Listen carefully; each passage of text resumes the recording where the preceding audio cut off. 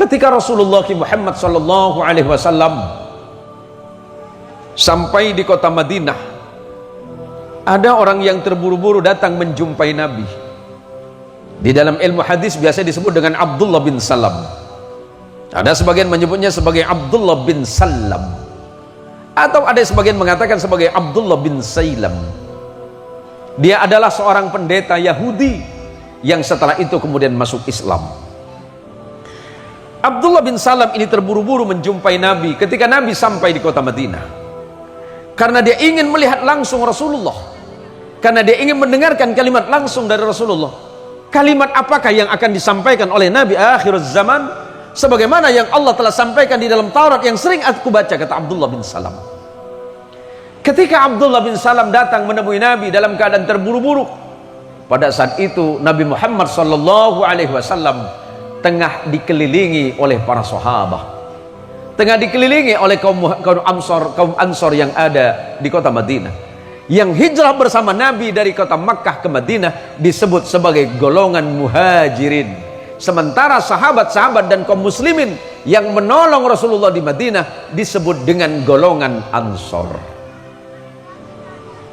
Ketika Rasulullah menyampaikan 4 perkara, apa kata Nabi? Ya ayuhan nas, afsus salam wa at'imut ta'am wasilul arham wasallu bil lail wan nasu niyam tadkhulul jannata bisalam.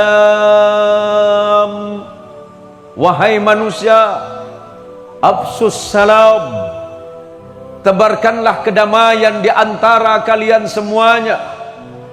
Jangan lagi ada kata permusuhan, karena Islam itu datang membawa kedamaian.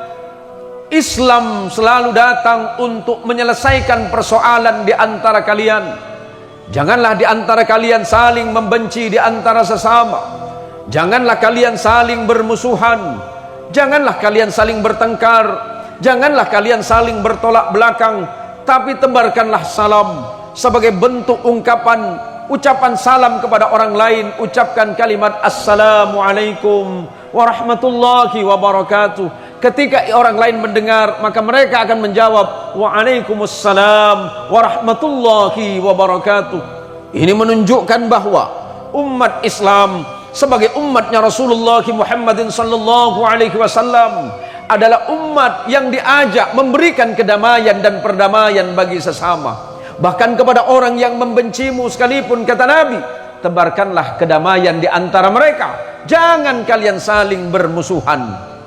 Yang kedua, kata Nabi, wa at'imut ta'am, berikan makanan kepada orang yang membutuhkan.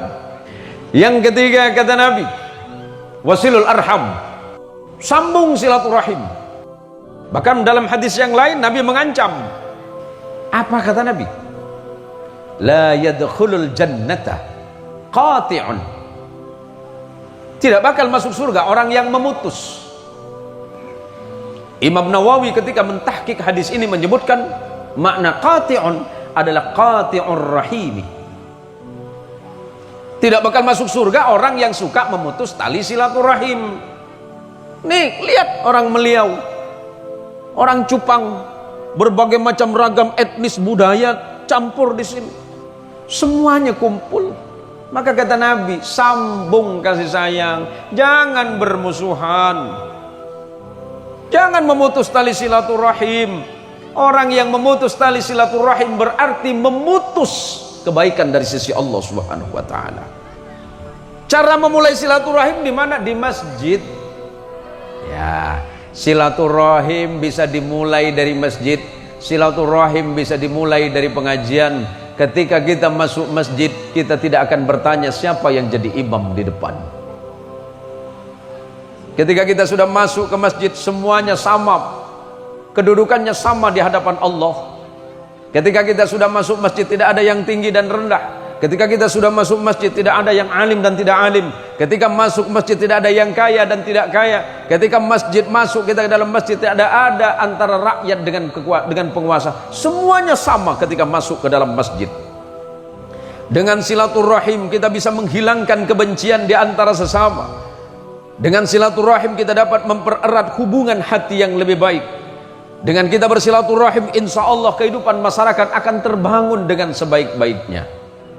Maka ketika kita masuk masjid, bukan hanya sekedar meniatkan diri untuk ibadah kepada Allah, tetapi insya Allah selepas dari salat kita akan bertemu dengan sahabat dan teman-teman yang berada di sekitar masjid. Kita sering bercengkrama, saling berbagi cerita, menunjukkan hati kita dilembutkan oleh Allah Subhanahu wa ta'ala.